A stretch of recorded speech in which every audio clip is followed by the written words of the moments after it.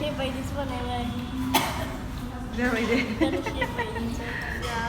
मागुर सिंगि स्नेल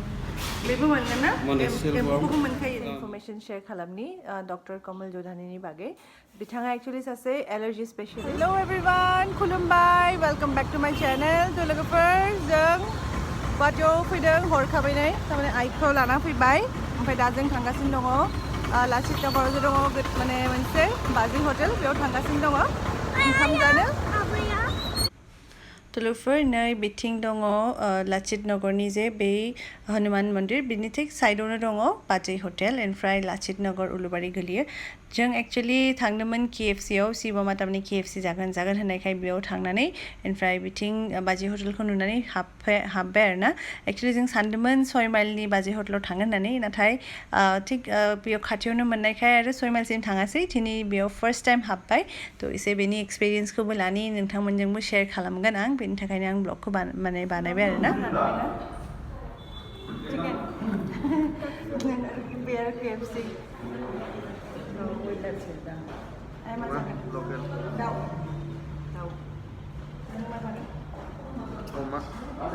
अमा जागोन नों अमा बेदर जागोन सोलोंफोरनो जोंनो ओंखामखौ लाबोबाय नै फंबायमोना बिथांमोना बेयावनो मावो ओमफ्राय नै बिथाङानो जाबाय बिगोमा बाजै हटेलनि ओमफ्राय नै जा मोजां सार्भ खालामबाय सानैबो थ' बेयाव दङ आलु भाजा तिता केरेला ओमफ्राय मोनसे लाब्राबो दङ दालि दङ ओमफ्राय जों दाउ लाबाय माने आंजों आइजों दाउ लाबाय ओमफ्राय मिस्टारा अमा जाबाय ओमफ्राय ना बाथोन बेफोरथ' थाखायोआनो ओमफ्राय अनलाखौसो मिस खालामबाय मानोना जोंना सानफ्रामबो लेट जायो फैनायाव अनलायाबो जोब्बाय नाथाय नङाबा अनलाबो थायो सबायबो थायो गासिबो थाजोबो बर'नि ओंख्रिफोरा नाथाय जोंनानो भुल जों लेट जाबाय फैनायाव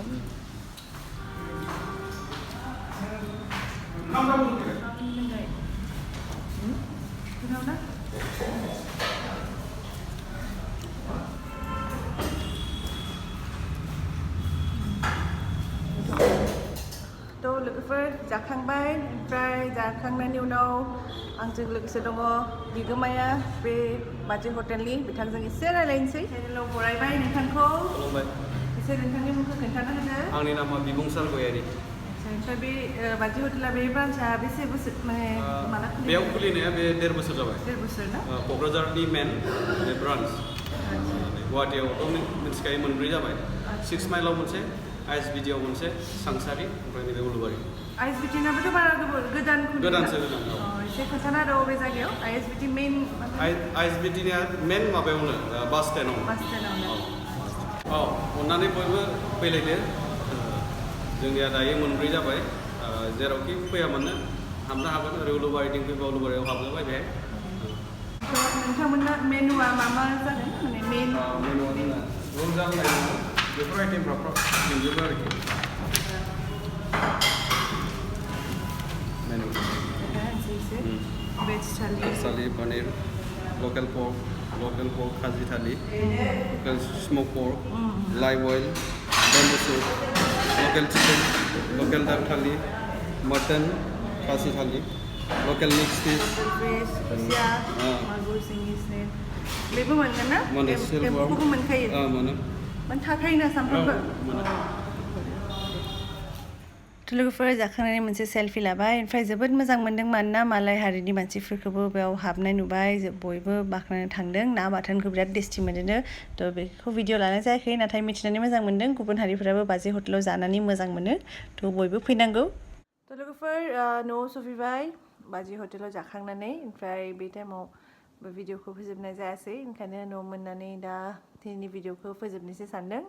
माने एक्चुअलि जों हरखाबै गुवाहाटी फैनाय जादों आइखौ एक्चुअलि लाबोदोंमोन सासे फेन्सि बाजाराव डक्टर कमल जोधानी होननाय दङ एलार्जी स्पेशलिस्ट थ' आइना माने एसे एलार्जी प्रब्लेम जानायखाय थारमाने लाबोदोंमोन आइखौ देखायनो थाखाय ओमफ्राय मेंनानै फैबाय थ' बाजै हटेलाव जानोसै होननानै जालांसै होननानै हाबबाय आरो जोङो थ' बेनि थाखायनो ब्लगखौबो लाबोनाय जाबाय लोगोसे आं सानबाय नोंथांमोनजों मोनसे इनफरमेशन शेयर खालामनि डक्टर कमल जोधानीनि बागै बिथाङा एक्चुअली सासे एलार्जी स्पेशलिस्ट थ' नोंथांमोनाबो जुदि सोरबा एलार्जीनि प्रब्लेम मोनबाय थादोंबा बिथाङा जोबोद मोजां डक्टर आरो सासे माने एवार्डबो मोनदों बिथाङा ओमफ्राय आंनाबो गेजेराव बहुत प्रब्लेम जादोंमोन थ' बिथांखौ देखायदोंमोन थ' मोजां मोनदों थ' नोंथांमोनाबो जुदि सोरबा माने एलार्जि प्रब्लेमाव दङ नोंथांमोना खनसे कनसाल्ट खालामना नायनो हागोन बिथांनि कन्टेक्ट नाम्बारखौ आं आंनि डिसक्रिपसन बक्सआव शेयार खालामखागोन थ' नोंथांमोना कन्टेक्ट खालामनानै एपइन्टमेन्ट लाबानो जाबाय बिथाङा जिरायो फेन्सि बाजाराव शनि मन्दिरनि एकदम अपोजिटआवनो आरोना ओमफ्राय चेम्बाराव बे डक्टर कमल जथानि लिरनाय थाखागोन आरो नोंथांमोना सोंनानैबो थांनो हागोन फेन्सि बाजाराव आरोना सोंबानो मिथिखागोन आरो गुगोल मेपावबो फल' माने नायै नायैबो थांनो हागोन माने दखान माने लामा सेरावनो आरो बारा प्रब्लेम नङा थ' थांबानो जाबाय थ' लोगोफोर एसेनोसै दिनैनि भिडिअ'आ आसा खालामो नोंथांमोना मोजां मोनबाय मोनसे मिनि ब्लग जाबाय आरोना थ' बिदिब्ला लोगो मोनफिनसै नोंथांमोनखौ नेक्स्ट ब्लगाव थ' बिदिब्ला टेक केयार बाय बाय